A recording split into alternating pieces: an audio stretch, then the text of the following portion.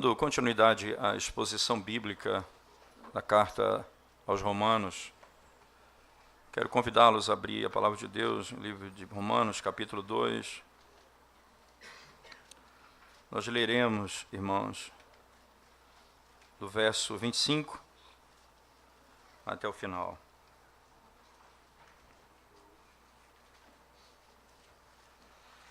Romanos, capítulo 2.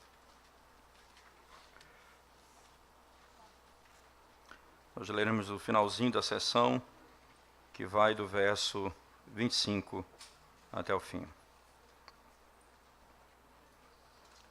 Diz assim a palavra de Deus: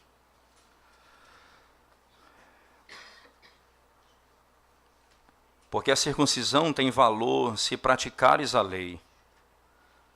Se és, porém, transgressor da lei, a tua circuncisão já se tornou incircuncisão. Se, pois, a incircuncisão observa os preceitos da lei, não será ela, porventura, considerada como circuncisão? E se aquele que é incircunciso por natureza cumpre a lei, certamente ele te julgará a ti, que não obstante a letra e a circuncisão, és transgressor da lei. Porque não é judeu quem o é apenas exteriormente, nem é circuncisão a que é somente na carne. Porém, judeu é aquele que o é interiormente, e circuncisão a que é do coração, no espírito, não segundo a letra, e cujo louvor não procede dos homens, mas de Deus. Amém. Vamos orar ao Senhor mais uma vez, irmãos. Senhor nosso, nós mais uma vez te damos graças por tão grande privilégio que o Senhor nos permite de abrirmos a Tua palavra, podendo ouvir a Tua voz. Fala conosco mais uma vez, Senhor. Desvenda os nossos olhos para podermos contemplar as maravilhas da Tua lei. É o que nós te pedimos, Senhor, em nome de Jesus. Amém. Estamos terminando aqui a sessão do capítulo 2, em que Paulo trata diretamente com os judeus. Lembrando a ordem, capítulo 1, Paulo mostra que os gentios estão todos encerrados no pecado e que eles praticam a iniquidade porque Deus os entrega, tendo eles adorado a criatura no lugar do Criador. Os seus desejos são completamente distorcidos, e Deus então os entrega aos seus próprios desejos. Eles querem satisfazer a carne, e Deus então os entrega às paixões. E lá o capítulo 1 descreve toda a prática de pecado promovida por aqueles que são chamados gentios. Então o capítulo 2 começa falando dos judeus, que eles vão julgar aqueles que praticam tais coisas. E vão ver e perceber que o mundo dos gentios está condenado pelo pecado. Só que eles fazem isso com base na sua própria justiça, isto é, eles fazem isso com base na sua própria obediência à lei. Então, porque nós somos judeus, nós nascemos em Israel, os nossos pais, nós somos das tribos de Israel, e isso nos faz superiores a vocês. Então Paulo vai mostrar que eles, assim como os gentios, são também transgressores da lei, e ambos estão encerrados no pecado, mesmo que eles tenham uma moralidade externa, o seu coração é tão corrupto quanto o coração daqueles que praticam a iniquidade. E eles, de alguma maneira, eles se sentem superiores porque eles não praticam os pecados externamente, como alguns afirmam. O próprio Senhor Jesus Cristo, como já falamos, condena o que eles fazem lá em Mateus, dizendo: ouviste que foi dito, não matarás, eu, porém, vos digo. E para ele o pecado de matar dizia apenas ao aspecto externo de tirar a vida de alguém, enquanto Cristo diz que o teu coração pode ser um coração de um assassino se você odeia a seu irmão. Todos estão encerrados no pecado. O Senhor expõe a podridão da alma de ambos e revela a situação da alma daqueles que tentam ser justos por sua própria obediência e daqueles que querem viver segundo o seu próprio coração, adorando a si mesmo, ao invés de adorar a Deus. Essa última sessão, Paulo agora vai lidar especificamente com a razão pela qual os judeus, o pecado dos judeus faz com que as nações blasfemem contra o Senhor. O verso 24, que antecede imediatamente o texto que nós começamos a ler no verso 25. O 24 diz assim: pois como está escrito, o nome de Deus é blasfemado entre os gentios por vossa causa. Por que o nome de Deus é blasfemado entre os gentios?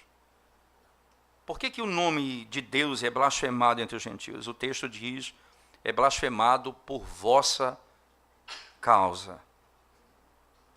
Essa é a fraqueza fatal do moralismo, irmãos.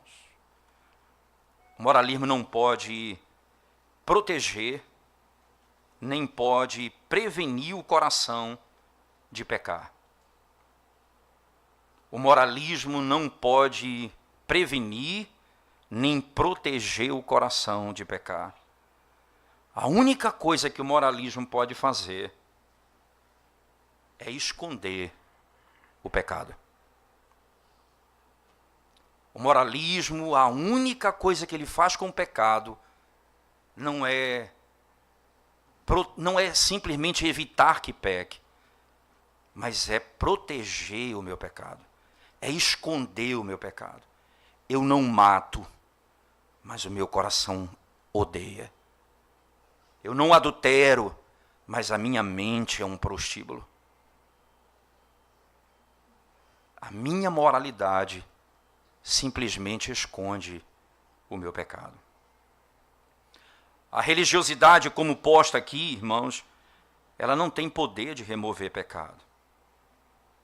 Veja só, pelo contrário, ela não tem poder de remover egoísmo, luxúria, inveja, ira, soberba, ansiedade. O moralismo não consegue fazê-lo. A ansiedade do coração do homem, a prática da moral não consegue livrá-lo dessa grande angústia. O resultado final, irmãos, é claro, é que isso desonra a Deus. É o que o verso 24 diz. É que a única coisa que esse tipo de coisa produz, que esse tipo de prática produz, é desonra a Deus. Eles blasfemam do nome do Senhor.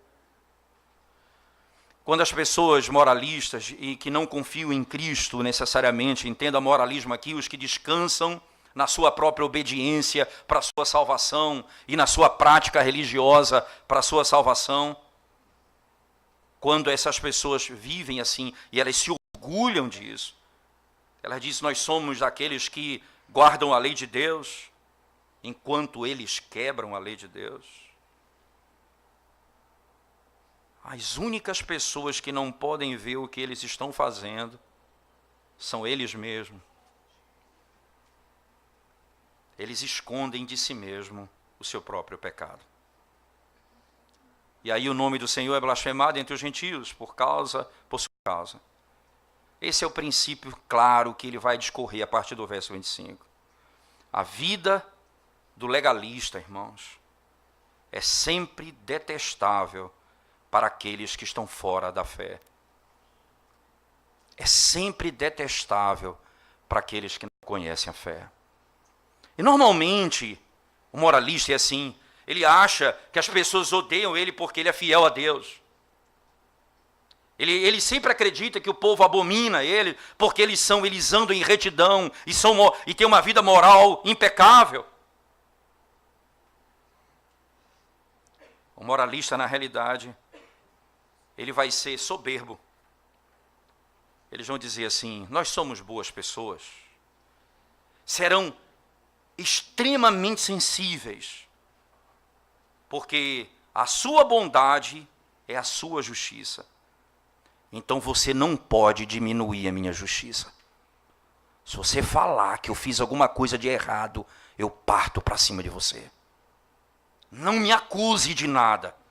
É extremamente sensível a qualquer acusação, a qualquer reclamação, a qualquer maneira de lidar com o pecado. Ele não suporta isso. Porque ele é salvo por sua justiça. E ninguém pode questionar a sua justiça. Não. Ele gosta de julgar os outros. Ele sempre precisa encontrar alguém pior do que ele, para ele ter paz. Então ele sempre vai julgar os outros. Ainda mais, eles ainda são ansiosos. Porque eles perguntam, será que eu fiz o suficiente? Será que eu já cumpri toda a lei? Será que agora eu estou pronto?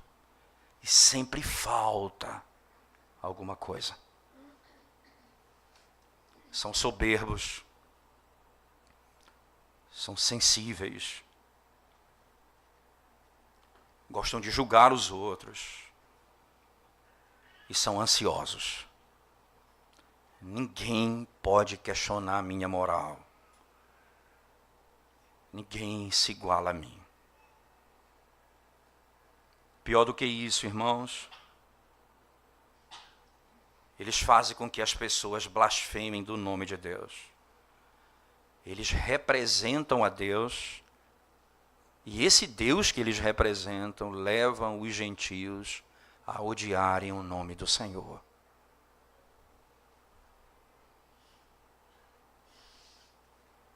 Quem é o Deus que nós servimos? O que pensam as pessoas do nosso Deus?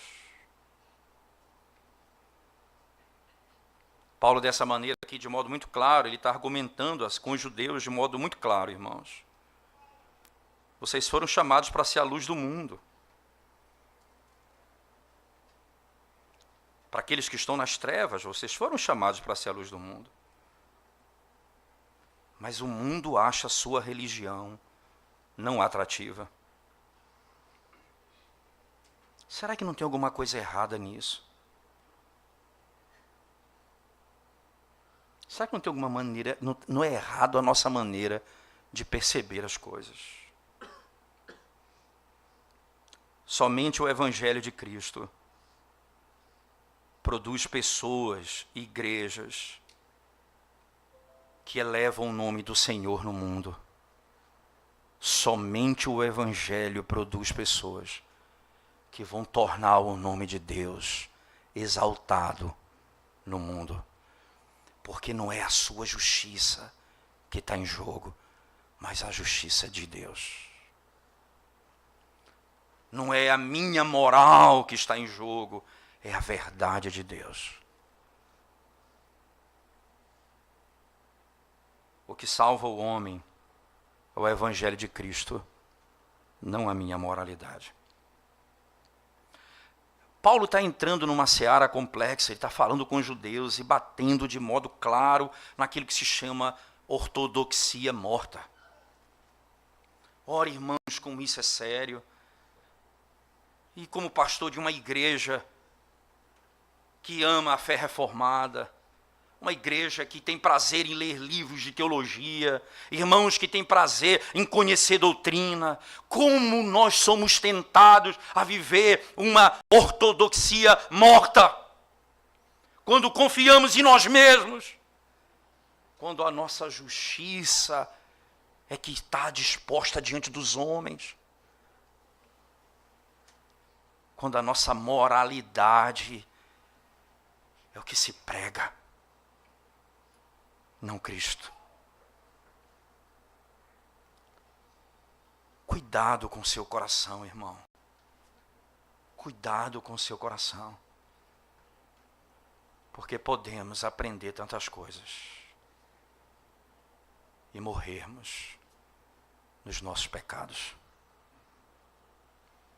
Em quem, de fato, você confia? O verso 25 introduz então a seção quando ele diz: porque a circuncisão tem valor se praticares a lei, se és, porém, transgressor da lei, a tua circuncisão já se tornou incircuncisão. Paulo introduz aqui um tema que é muito claro. O tema, e talvez não tenha tema mais importante para Paulo falar para os judeus do que a circuncisão. Não é? Essa é a grande marca do povo judeu. Isso foi instituído pelo Senhor lá em Gênesis 17, que é a marca daqueles que entram na igreja visível, E que, consequentemente, o ser da igreja visível é pertencer à nação de Israel. Porque para pertencer à nação de Israel, você precisa ter a marca da circuncisão, no caso específico do homem. Esse homem, ao 8º dia, era trazido em aliança dentro dessa comunidade. O problema é que essa circuncisão se tornou parte do orgulho judeu. Eles assumiam que a sua identidade cultural era a sua justiça. Nós temos uma marca que nos torna judeus, e essa marca é a circuncisão, e essa é a nossa justiça. O relacionamento deles com Deus se tornou a sua arrogância, o seu orgulho, não uma alegria humilde diante de Deus, mas se tornou orgulho. Ainda é comum nos nossos dias isso, irmãos, comumente você encontra isso. Alguém tentando associar religião com nacionalidade. Por exemplo, os ingleses. Quem são os ingleses? Os anglicanos. Os italianos, católicos. Os gregos, ortodoxos. Você entende? Você tenta associar um povo a uma religião. Comumente nós fazemos isso. Eles pensam que a religião é parte da nacionalidade deles. E eles têm orgulho disso. Ora, nós nascemos, você é inglês. Qual o problema que tem? Você é um anglicano. Você é recebido na igreja. Mesmo que você ande contrário aos caminhos do Senhor. A religião deles é parte da nacionalidade deles. E eles têm orgulho disso. O problema, irmãos, é que é possível, e isso é possível, que nós coloquemos também a nossa fé na membresia de igreja. Nós pertencemos à igreja visível de Deus. E isso é claro, nós somos ordenados a receber o sinal do batismo na nova aliança, que substitui a circuncisão da antiga aliança, no Antigo Testamento. Você pode mudar a palavra, parafraseando, tirando a circuncisão e colocando aqui o batismo. E você pode ler exatamente assim. Porque o batismo tem valor se praticares a lei. Se és, porém, transgressor da lei, o teu batismo já se tornou não batismo. Ele continua. Se, pois, o não batismo observa, se aqueles que não foram batizados observam os preceitos da lei, não será ela, porventura, considerada como batismo? E se aquele que é não batizado, por natureza, cumpre a lei, certamente ele te julgará a ti, que não obstante a letra e o batismo, és transgressor da lei. Porque não é judeu quem o é apenas, isto é, não é crente quem é apenas exteriormente, nem é batismo aquele que é somente recebeu água sobre sua cabeça, porém é crente aquele que é interiormente, e batismo aquele que é de coração, no espírito, não segundo a letra, cujo louvor não procede do homem, mas procede de Deus. Você pode ter certeza que nós podemos repousar no aspecto externo do pacto. É possível confiarmos no cristianismo ao invés de confiarmos em Cristo. É possível confiarmos no cristianismo ao invés de confiarmos em Cristo. Paulo nos mostra de modo claro aqui, irmãos, que essa ortodoxia de fato é morta. Quando as doutrinas básicas da Bíblia, nós subscrevemos ela de modo acurado. Nós sabemos dos mínimos detalhes da doutrina. Nós conseguimos descrevê-la. Nós afirmamos todas elas. Mas isso é o orgulho da nossa alma. É nisso que repousa a nossa confiança. Certamente, a ortodoxia morta faz com que a igreja se ela se torna de modo muito claro a igreja e o cristianismo maior do que o próprio Cristo. Mas as pessoas que vivem assim, irmãos, eles são inseguras acerca da sua aceitação diante de Deus. Então as pessoas se juntam todo dia para poder receber um ânimo na sua fé. Tem um comentarista que usa uma linguagem bem interessante, ele diz assim: a igreja se reúne da seguinte forma, as igrejas legalistas, elas produzem códigos detalhistas de conduta e detalhes de doutrina. Os membros necessitam continuamente ouvir que eles são mais santos e acurados do que os liberais, e os liberais estão perdidos. Eles precisam todo dia saber, ser firmado, que eles podem repousar na sua correta teologia. Para eles, doutrina correta é igual justiça. Nós repousamos na nossa doutrina e essa é a nossa justiça. Ele continua: esses são os legalistas e o pastor dessas igrejas ama dizer aos crentes: confiem na certeza que você está crendo na doutrina correta e é isso que importa. E a tua justiça é essa. As igrejas de poder, elas fazem o seguinte, irmãos: elas precisam realizar grandes milagres, obras espetaculares de Deus, porque os membros precisam continuamente ter experiências emocionais e ver isso todo domingo diante dos seus olhos, porque eles repousam nos seus sentimentos. E a resposta é essa: a emoção é igual à justiça. Eu me senti tão bem no poder de hoje. As coisas foram extraordinárias na igreja. Eu estou tão bem. Todo domingo ele precisa ouvir algo assim. Ele ainda diz: as igrejas chamadas sacerdotais, que colocam ênfase na tradição e nos rituais, que deixam as pessoas anestesiadas pela beleza da música, da arquitetura e pelo mistério das cerimônias, pelos ícones, pelas belezas externas. Liturgia para esses é igual justiça. Uns dizem doutrina correta é igual a justiça. Outros dizem a emoção é igual à justiça.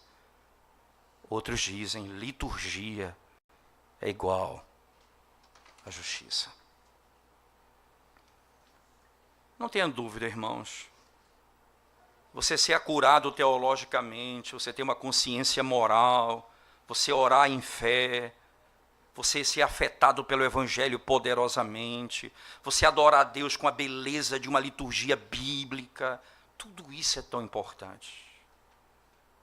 Mas esses elementos facilmente se confundem com a justiça que nos salva. Nós repousamos no que nós fazemos. Nós repousamos naquilo que fazemos. Preste atenção nisso ainda, quando Paulo continua no seu argumento, não é? E nos leva a uma reflexão muito clara diante disso que ele vem falando até aqui. Que nós podemos ter a certeza de que a marca de uma ortodoxia morta é a total falta de uma vida interna. A marca de uma ortodoxia morta é a total falta, a total ausência de vida interna. Nós oramos na igreja. Nós oramos em família. Nós não oramos sozinhos no quarto.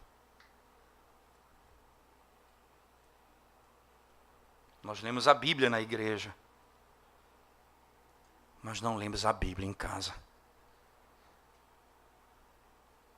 Sozinho, eu e Deus.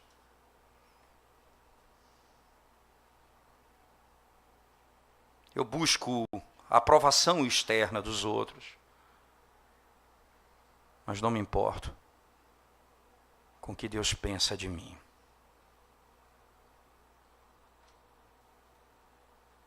Eu vivo assim até o dia final, quando diremos ao Senhor, todos aqueles que forem banidos da presença dEle, o Senhor diz: Senhor, Senhor, no Teu nome nós fizemos milagres, expulsamos demônios. Quanta obra externa. Quantas pessoas diziam: que homem poderoso. O Senhor diz: eu não te conheço. Eu não sei quem é você. Aparte-se de mim, você que pratica a iniquidade. Onde eu encontro vida, irmãos. Onde eu seguro a minha fé. Se não for em Cristo somente. Se não for só nele que eu descanse. Eu nunca vou ter paz. Nem minha alma será livre da ansiedade. Porque sempre eu preciso fazer mais alguma coisa para ter salvação.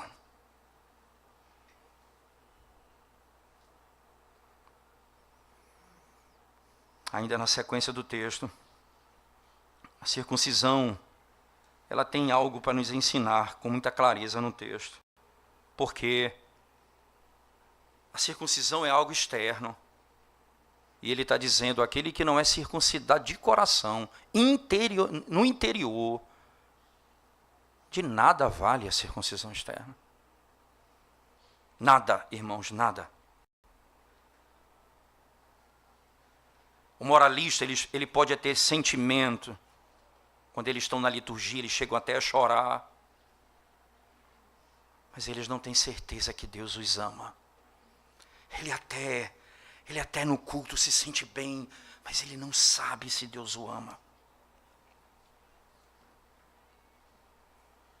Desde o amanhecer até o pôr do sol, há um sentido de morte, de vazio e de insegurança pairando a alma. E eu preciso preencher, me apegando aos aspectos externos da lei.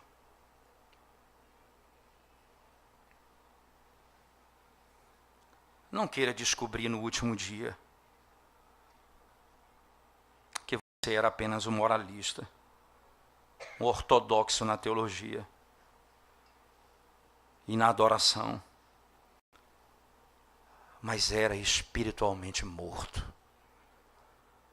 Não queira descobrir isso no último dia, que você está morto espiritualmente. Porque a circuncisão, irmãos, é a mudança que nós precisamos, porque é a circuncisão do coração. Não a que é escrita em código, mas aquela que é feita no meu coração, pelo Espírito, não por homens. É por isso que, quando batizamos alguém, Senhor, abençoa o trabalho das nossas mãos, porque será em vão o meu trabalho, se o Espírito do Senhor não purificou o coração desse indivíduo. Será desnecessário e ainda trágico para você assentar-se à mesa do Senhor, se você, mesmo tendo sido batizado, mesmo professando sua fé, e você está morto. Nada do pão e do vinho, nada da obra de Cristo comunica a você. Você não recebe benefício algum da parte dele. é vazio. Completamente vazio. Quanta insegurança, quanto medo, quanto pavor, quanta angústia. A esperança está no sentido da circuncisão. Porque a circuncisão é o grande ponto que Paulo levanta aqui, irmãos. Era um sinal externo de uma realidade interna pessoal. Se você, por exemplo, abrir no capítulo 4 da carta aos Romanos, por favor. Capítulo 4, a partir do verso 11, veja as palavras do apóstolo Paulo. E recebeu o sinal da circuncisão como selo da justiça da fé que teve quando ainda incircunciso, para vir a ser o pai de todos os que creem, embora não circuncidados, a fim de que lhes fosse imputada a justiça. O que é a circuncisão, Paulo diz, é um sinal e um selo da justiça, da fé, que ele teve essa fé quando ainda ele era incircunciso. Esse é o sinal externo da graça que ele recebeu anteriormente da salvação. Mas não é apenas isso, irmãos. Preste atenção que a palavra específica como circuncidar era exatamente a ideia de cortar, não é?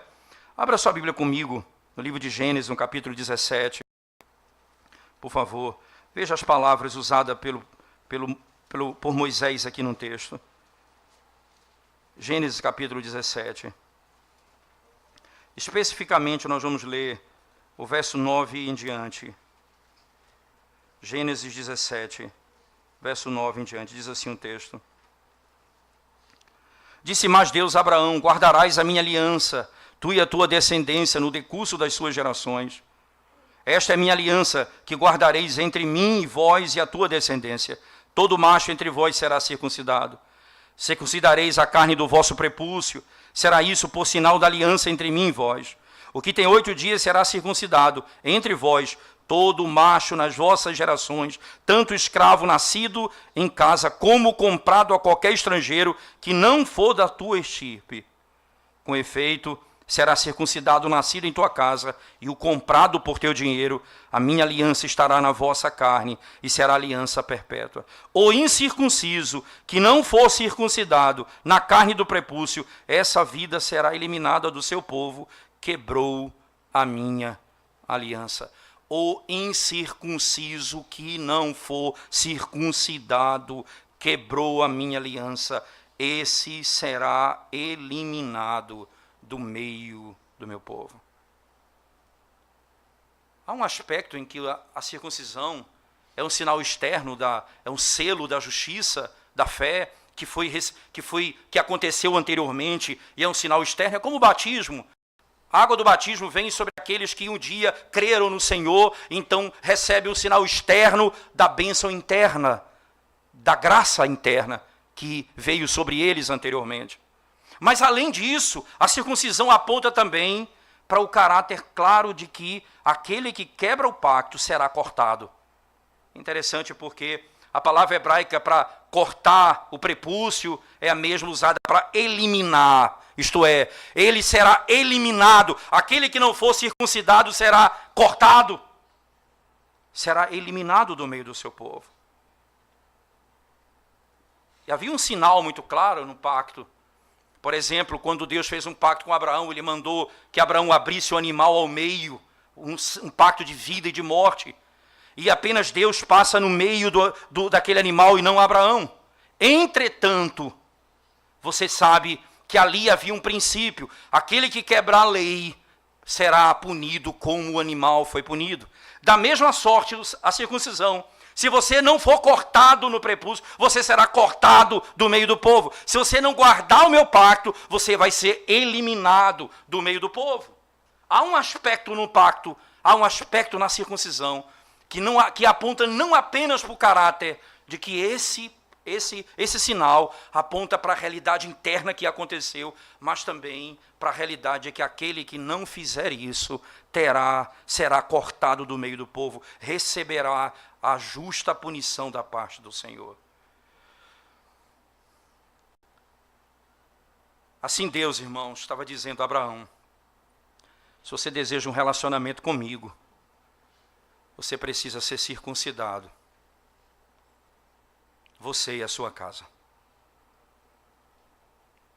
Se você não for circuncidado, você será circuncidado. Isto é, se você não cortar o prepúcio, você será cortado. Cortar é a expressão utilizada. Mas preste atenção, irmãos, que a Escritura, de um modo muito claro, vai nos ensinar que foi exatamente isso que aconteceu com Jesus Cristo. Somente Jesus Cristo teve tudo isso por nós. Ele foi cortado da terra dos viventes, diz o texto sagrado. Ele foi cortado do meio do seu povo. Jesus Cristo claramente foi circuncidado. E essa é a circuncisão que nos redime, porque ele recebeu toda a maldição do pacto no nosso lugar. Porque Cristo foi circuncidado. Não simplesmente quando nasceu e recebeu o sinal, mas quando ele foi cortado. Ele foi abandonado pelo seu Pai. Foi cortado da presença dele. Lá no Evangelho de Marcos, no capítulo 15, verso 34, veja o que diz a palavra de Deus. Evangelho de Marcos, capítulo 15, por favor. Verso 34, especificamente, o evangelista fala da seguinte forma. Marcos, capítulo 15, versículo 34. Diz assim o texto: a hora nona clamou Jesus em alta voz: Eloi, Eloi, lama sabachthani, que quer dizer: Deus meu, por que me desamparaste? Porque eu fui cortado? Porque o Senhor me deixou? Isaías 53, 8 diz que ele foi cortado da terra dos viventes. Ele foi verdadeiramente circuncidado. Ele levava sobre si a maldição do pacto, que foi quebrado por nós. Ele estava sofrendo a maldição da lei. E ele levou sobre si a maldição da lei, dos gentios e dos judeus, porque ambos são transgressores da lei. E ele foi cortado para que fôssemos recebidos, desamparado para que fôssemos acolhidos, morto para termos vida. Ninguém pode guardar esse pacto. É por isso que a nossa esperança não está no aspecto externo da nossa observação, da maneira como observamos a lei, mas em quem nós, diante de quem nós estamos e a quem nós confiamos. Eu confio naquele que recebeu a maldição da lei em meu lugar. E nada externo é a minha segurança, a não ser Ele, somente Ele. Quando o Espírito opera em nós, irmãos, Ele opera em nós a circuncisão do Filho. É o que ele diz em Colossenses. Fomos circuncidados não por mãos, mas por Cristo, pelo Espírito, nós recebemos a circuncisão.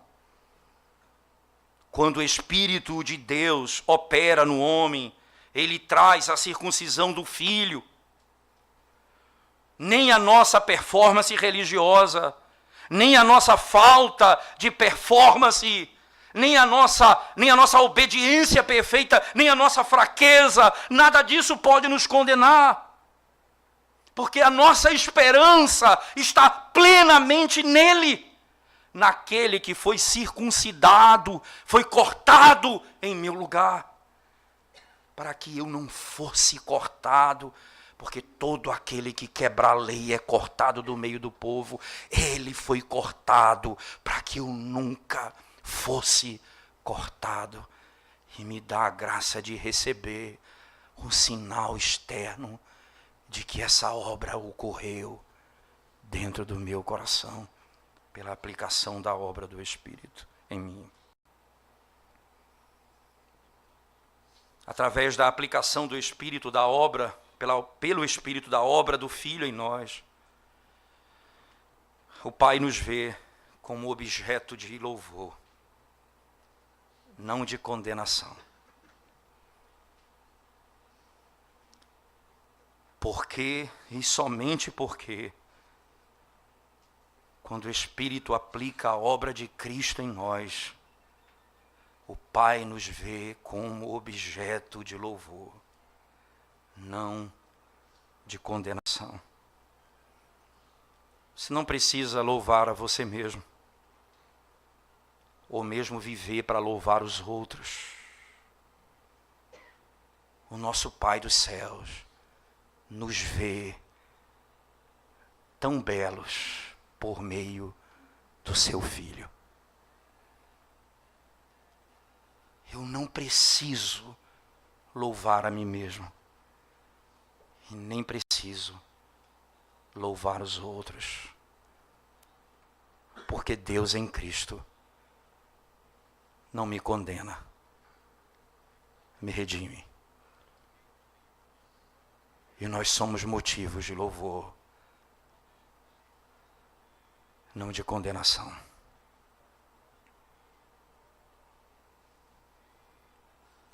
Certamente, irmãos, dentro do nosso coração existe uma luta constante. E Paulo encerra o capítulo 2 exatamente deixando claro: não confia no teu pedigree, não confia na tua moralidade, não confia no nome da tua família, não confia na tua cidadania. Tudo isso é nada. Confia naquele que foi circuncidado por você. Confia nele tão somente. E você não vai precisar elogiar a si mesmo. Já que ninguém fala bem de mim, eu vou falar bem de mim mesmo. Já que ninguém vê a minha justiça, eu vou deixar claro a minha justiça. Eu não vou precisar apenas orar na igreja. Eu vou entrar no meu quarto. Eu vou falar com meu Pai, que me vê em secreto. Porque eu não preciso do louvor dos homens. Porque Deus me vê somente pelo seu Filho.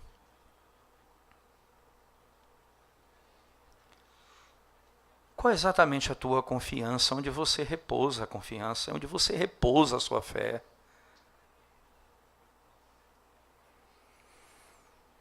Ó irmão em Cristo, você que está no Senhor Jesus Cristo, avalie o teu coração essa noite, para que você não se surpreenda no último dia.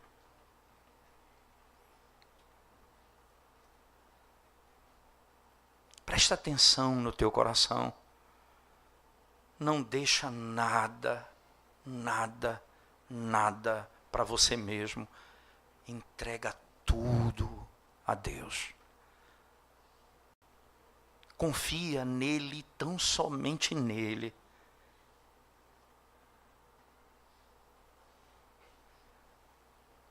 Você que correu atrás do louvor dos homens, porque tantos milagres, tantas mensagens, tanto ensino, tanto aspecto de caráter, tanta beleza externa, E todo mundo dizia: que pessoa maravilhosamente crente. Mas você sabe se há vida no seu coração ou não? Você sabe o que você busca? E essa noite eu exorto a você, irmão, antes que você escute naquele dia: eu não te conheço. Você tinha 5.000 amigos no Facebook. Você era conhecido de muita gente, mas eu não te conheço. Que o mundo não me conheça, que o mundo me rejeite, mas que o meu Criador me conheça pelo meu nome. Se Ele me vê em Cristo, essa é a minha esperança.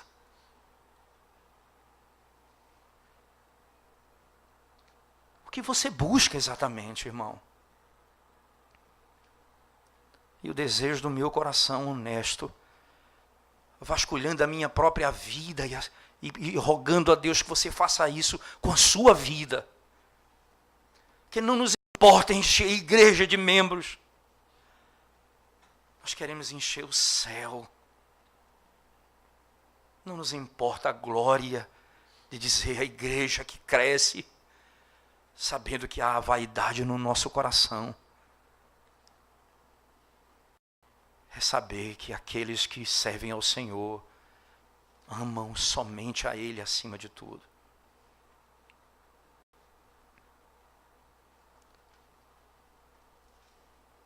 Você que não tem Cristo essa noite. Ora, se eu estou falando isso àqueles que se dizem crentes, eu preciso falar com você que não tem Cristo. Cuja esperança está na tua própria justiça, isso é claro, porque você se acha redimido e sem Cristo. Onde você confia na sua própria moral.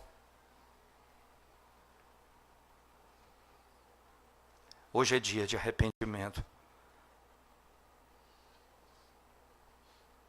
Abandone a tua justiça própria e venha a Cristo para ser salvo. Você e sua casa.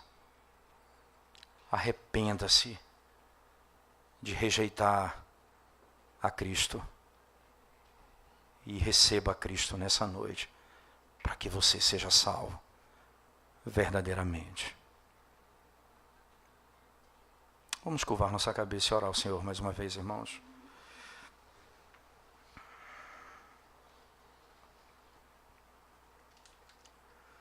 Ó Senhor,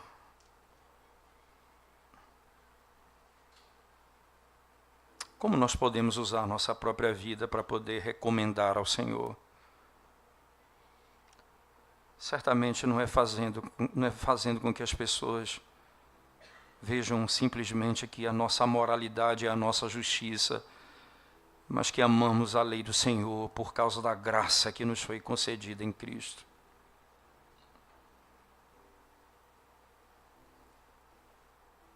Quanta ortodoxia morta nós buscamos às vezes, Senhor.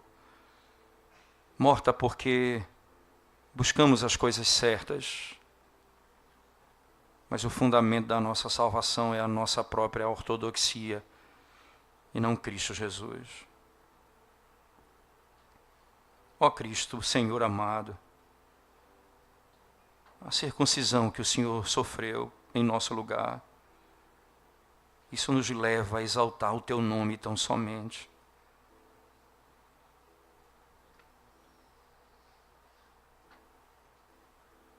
Ó Senhor amado, opera em nós a graça, a salvação e a restauração que só o Senhor pode fazer.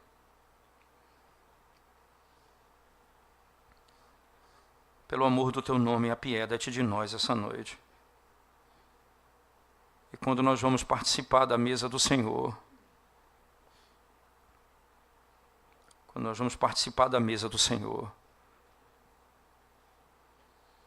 no momento que nós vasculhamos o nosso coração, Senhor, saber se estamos em Ti. Então dizemos, ó Deus, sim, nós somos pecadores, sim, nós somos transgressores da lei, sim, a nossa esperança não está na nossa moral, sim, Senhor, nós confiamos somente no sacrifício de Cristo. Somente nele nós esperamos. Somente nele nós aguardamos. E o Senhor é a nossa esperança viva. Quando nos assentamos à Tua mesa essa noite, alimenta a nossa alma. Alimenta a nossa alma. Fortaleça a nossa fé. Aumenta a nossa esperança. Restaura a nossa sorte. E abençoa a Tua igreja, Senhor. É o que pedimos em nome de Jesus. Amém, Senhor Deus. Amém.